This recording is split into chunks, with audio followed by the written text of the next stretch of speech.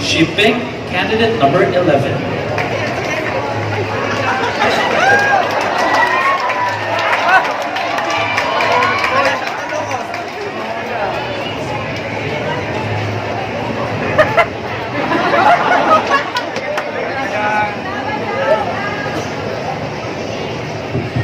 Okay, hello, candidate number 11. Hello.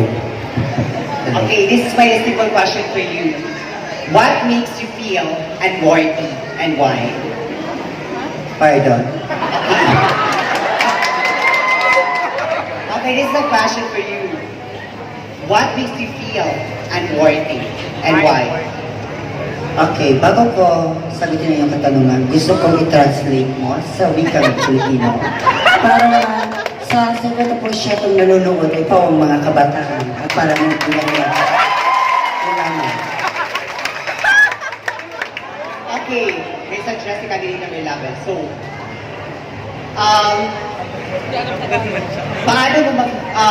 paano mo nararamdaman na hindi ka worth or hindi ka importante or karapat-dapat? That's it. Okay, salamat. Para malaman mo, I'm important.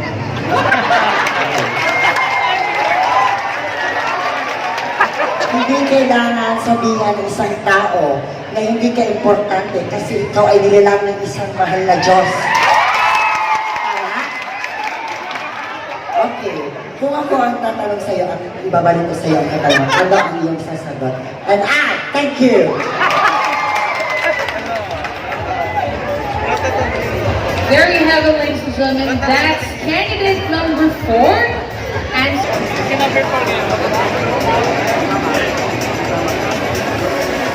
she picked candidate number 9.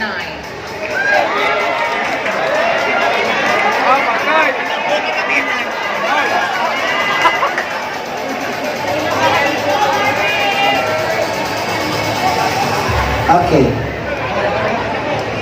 Hi, candidate number 9. Hello, number 11. Are you feeling nervous? Charing. Are you nervous? Being nervous is given but feeling blessed over Okay, it's my best. Wala nang pakabamatay. At ang katanungan ko sa'yo, candidate number 9. Yung ano lang, alam mo lang. Actual interview man lang kayo. Okay. Kung sa kagadana ay ano ang mas malala kaysa kagadanan pa? Di ko alam. Wala kami siya. Ano ang mas malala kaysa ano pa sa kamatayan? Diba? That's it. That's it.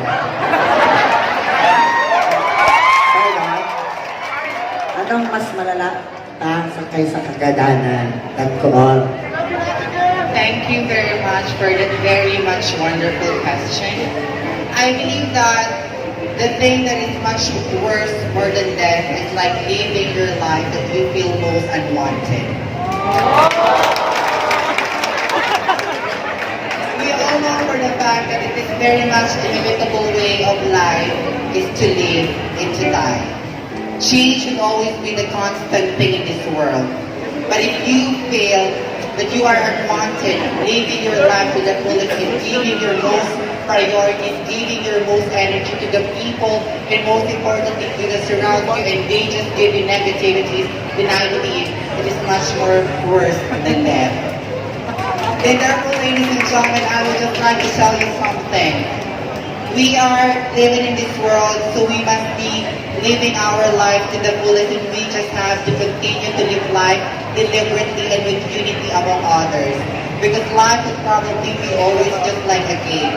We should treat each and every individual fair and square. Thank you. Very well said, candidate number 9. Let me just remind our audience and our judges that you are judging the one who is answering the question, not the one asking the question. thank you very much. Let's now proceed to our next candidate.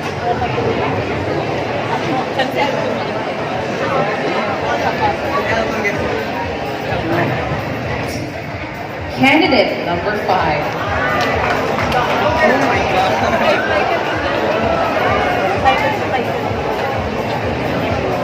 Hello, candidate number Hello, ate. Actually, I prepared 2 questions. And the first question is very much simple. And I know that she can nail my 2 questions, but I would go something very much personal to her because I know her very much. So, since we are all believer of God, you always came to the church. I know I've always seen your story in Facebook and in Instagram. So, do you believe that God is a woman? Wow. That is indeed a very tough question. So, ladies and gentlemen, I believe that God doesn't have any gender. Yes, we call him Father because before, that is the highest form of title that we can call a certain person. Ama. But ladies and gentlemen, I believe that God can go somewhere. To prove that she is a woman, I can say that when he or she started creating the world, he said that he would be able to create men from his word and from the soil that he had created. And I believe giving life is definitely can only be given by a woman. But ladies and gentlemen, the question is really not about a gender. The question comes this way. What if God, from the book of Revelation, he promised that he will be going back to save us and to judge us, right? What if he came down in the form of a man? Would your faith change? Another question is, what if God came out, coming down from heaven as a woman? Would your faith change? What if God went down from heaven in a form of LGBT, just like us? Would you condemn yourself or hate your religion? That is not the question of gender, ladies and gentlemen. That is always a question of your faith. Whatever is the form of God in front of you, for as long that it has promoting kindness, benevolence, and charity, you should always believe in Him. According to Mother Teresa, you should always look Jesus in each and every faces of the people. Thank you. Thank you very much indeed. God is a Woman by Ariana Grande. Yes, Ariana Grande. Hello, candidate number 3.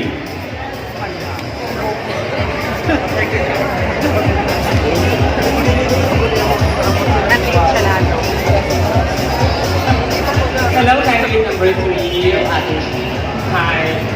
Okay, I think this is my first time I've met you, so I really don't know you personally. So my question would really be simple. Since that you're wearing color blue, how do you relate the color blue into your life and why? Wow. Ladies and gentlemen, how can I relate to I consider myself a water. You know what, my dear friends? Water is important to us, so we should take care of it. And water is a color of blue, so we should be able to take risks and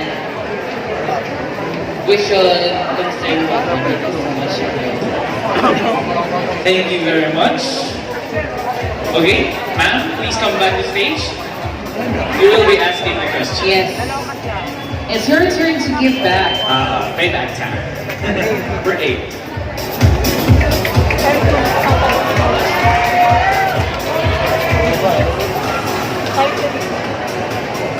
Good evening. Good evening, everyone. So my question is, how can you measure success? How can you measure success? Thank you so much for that very timely question. Before I start my answer, let me tell you everybody that I am in the point of my life where I am confused between the fame, between happiness, and between what will make me successful in my life. For every night I spend my time, I spend all the night with my friends, hanging out, going out, and drinking some alcohol until I will be passing out already. Not minding already the people who are left inside our homes. I no longer give particular attention to my family because I do believe that happiness is with my friends. Because I do believe that I feel successful when a lot of people know me, even not personally. I believe that I become successful if people are being able to know my name. But at this point of my life, I admit that I was wrong. Because this doesn't define success, people. Believe me. Yes, for a moment, for a night, you will be happy. You will be forgetting some problems that you have, but as you wake up in the morning, you will be facing the innocent faces of your mother, your father, and your children who depend on you for their lives and for the food that they eat. Yet I choose to spend my money with the people who don't even care when I have problems. So I believe, people, that success can be measured by the number of people who you inspire and you who have helped. Because you personally might have different things, but this will not make you happy at all. But seeing the faces of people who depend on you with a smile and with a contented heart, that is the most important thing that you can say that you have been successful. I work as a teacher professionally, and I know that there are a lot of hopefuls. There are a lot of youth that depend on me, and I see that I have been successful because I have been able to impart a lesson in their lives. That lesson doesn't just go inside their minds, because I believe that that will just last for a day. But that lesson is something that is instilled inside their hearts, because I believe that whatever we put here will remain forever. And what that lesson is to still strive, be successful with the people who support you all the way.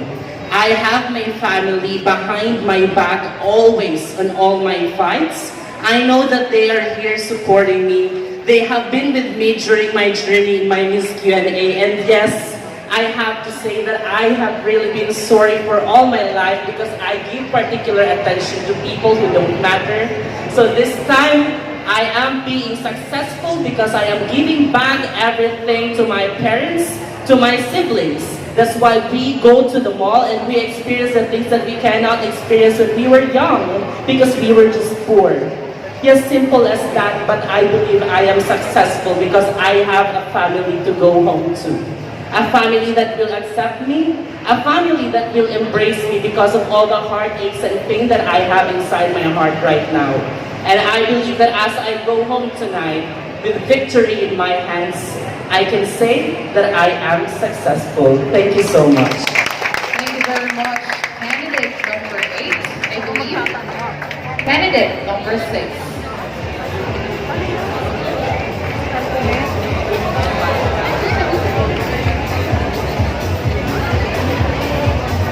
It's always the two of us. And you know that my heart is torn when it comes to you. The question that I will be giving to you is, I know something that you hold dearest in your heart. In all the pageants that you are joining, what keeps your drive alive? Okay, thank you so much for that challenging question. In all the pageants that I am joining, I always believe that this will be my bread and butter. And I believe that it will help me as a person to boost my self-confidence. But beyond that is a story that is being untold to each and every one of us. For the information of everyone, I joined beauty pageants because I want to provide my financial statements, because my family is a poor one. And I always believe that if you have your passion within your heart, you will ever be successful in your dreams and in your way. Because after all, I believe that joining beauty pageants is not only for me to boost my self-confidence. This is also for me to help my financial statements. And of course, to inspire other people, regardless of their gender status, regardless of their skin color, regardless of who they are and what is between their legs. I always believe that there will be no gender bias or gender label in our society. I really would like to open this platform, this beauty pageant, because I know that my advocacy will be heard, and that is gender sensitivity. We all know for a fact that beauty pageants are not only for entertainment, nor for celebrities. But this is always a platform for us to educate human beings. That we are part of this world no matter who you are, no matter what you possess, and no matter who you are. Because after all, you will not be judged as to what you have become in one society. You will be judged as to how you do good things to humanity.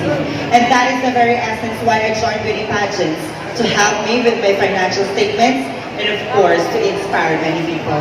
Thank you so much. Very well said, candidate number 6.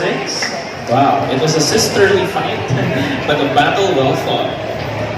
Please stay in this part. You will be Number 4.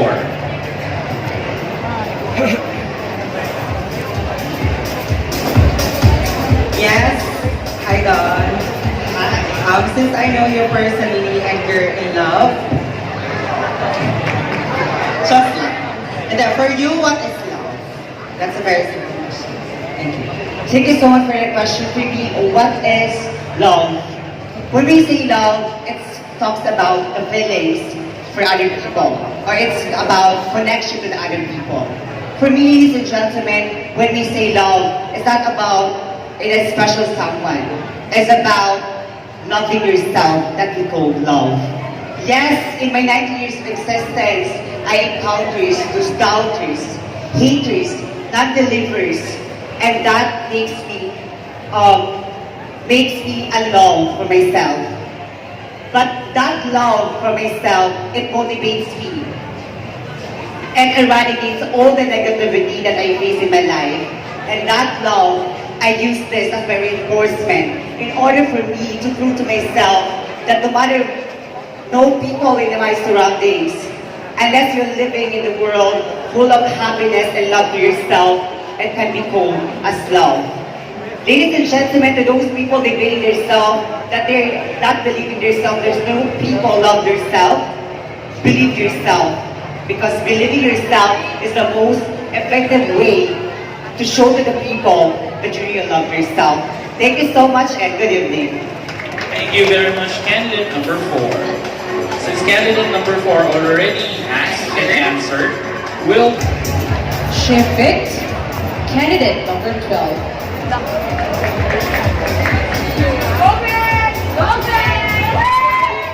Good evening, everyone. Thank you so much. So, candidate number 12, this is my question. If you were given a chance to become an anime hero, who will it be and why?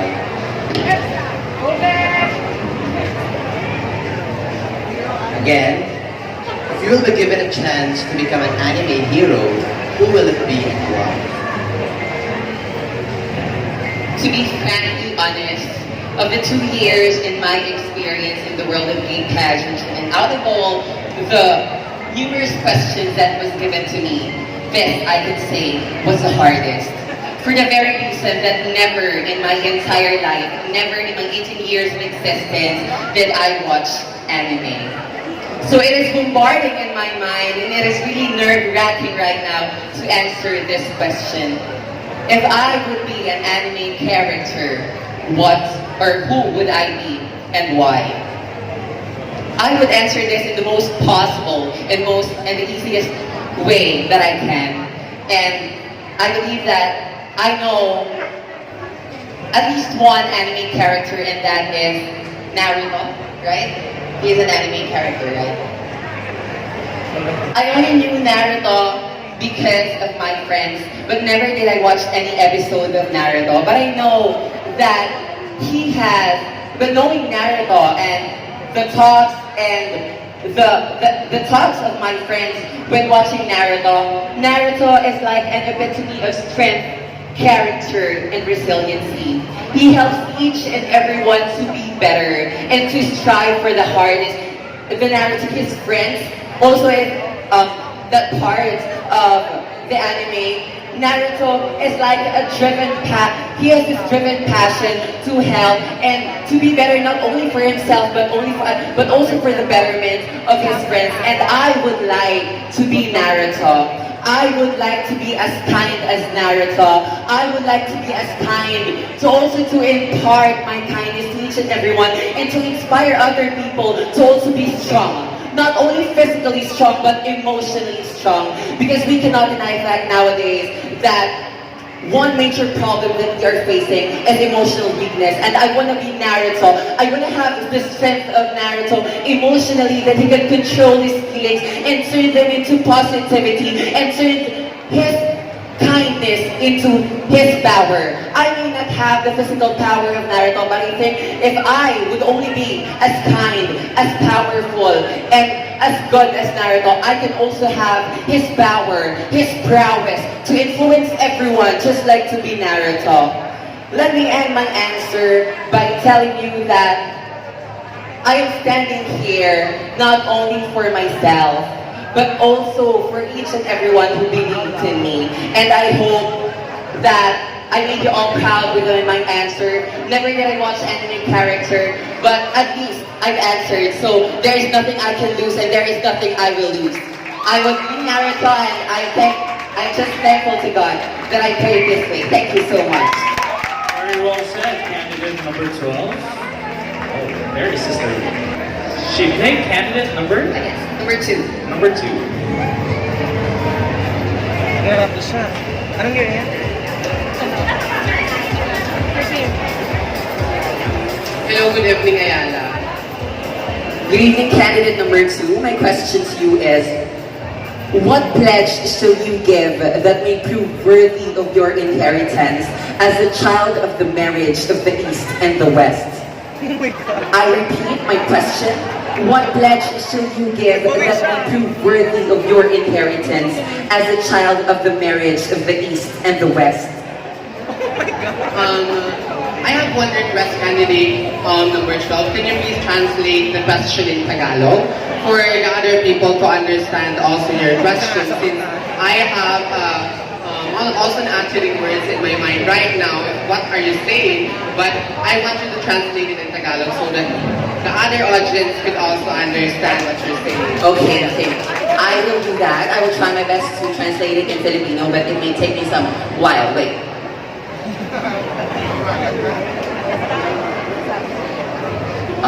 Okay. Anong maipapangako mo upang mapatunayan mo ang iyong halaga bilang isang anak ng pagbubuklod ng silangan at kanluran? Yun. Thank you so much. That will be the best translation I can give to you, candidate number 2. Yes, it will be the best. So ladies and gentlemen, the pledge that I will give to the world, since I am the son of the northern, the son and east actually, I didn't understand the question, but it goes like this. In my 2 years of existence in pageant world, and I have been around so many people, I have also socialized with many people from Albay and even to our municipality. And my pledge that I want to say is, I will not die tonight if my father will not accept me. Why? The greatest Christmas gift for me is the acceptance of my family. It's really hard to accept the fact that you are living in a box where discrimination really starts at home. I want to raise my voice to teach everyone around here, to every parent, to every mother, father, and even the future ones, to educate themselves that even though you came from a family or you have an occupation of men in uniform, it goes to be that it should be hard for you to accept an LGBT person. Yes, it is happening right now in our society, and I am the one experiencing it. Ladies and gentlemen, I just want to clear a thing, that you are a father and you are a mother. You need to accept the fact, you need to support, and you need to wish them luck. every time they join competition. In my 2 years of existence in the world of pageantry, I am always fighting for acceptance and equality. And now, since it's Christmas time, all I want for Christmas is the acceptance of my family. We, or I am I experienced a lot. Since my grandfather was a retired PNP, my father is also a retired one, my brother is also a PNP, and it's really hard to go out. That's why all I want for Christmas is their acceptance. Thank you. Thank you very much. All I want for Christmas. And thank you very much. At this juncture of this sleep. Nakabukat pa rin.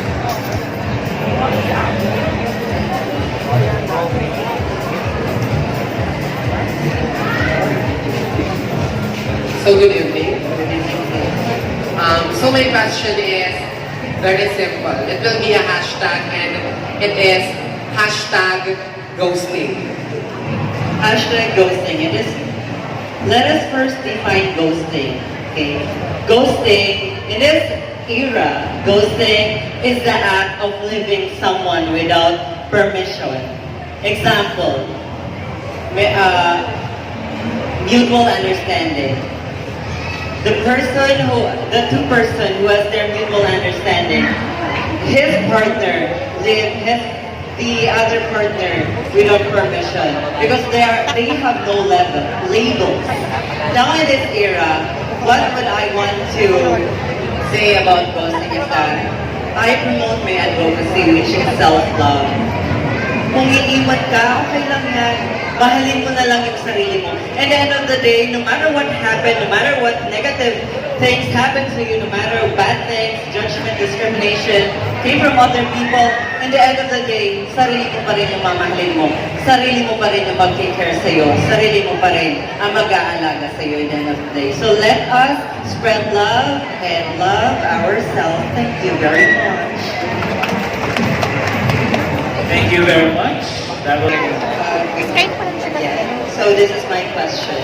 This is a very simple question given to one Binibini and Binibining Pilipinas way back.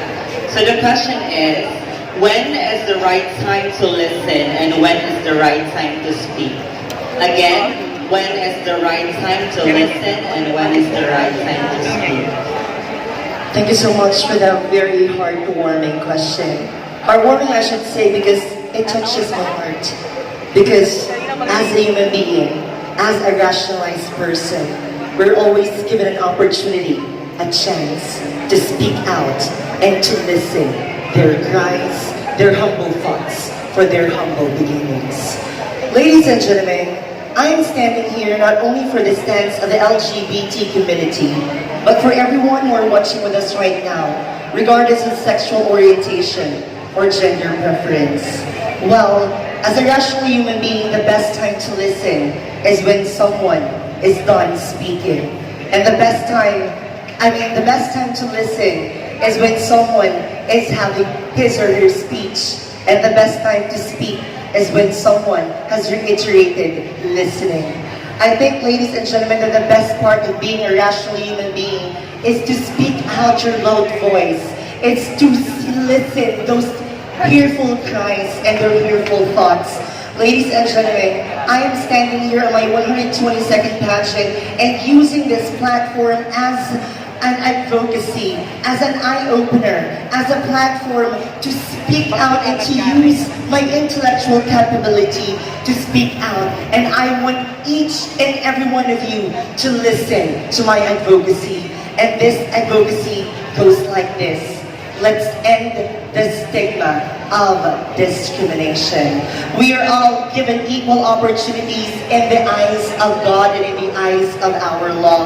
And that we should always use our minds, our hearts, and our hands to reach out, to think, and to touch lives. We should not always repent, rebut, and refute when someone is speaking, but we should always listen for their thoughts, for their ideologies, and for their opinions. Thank you, ladies and gentlemen.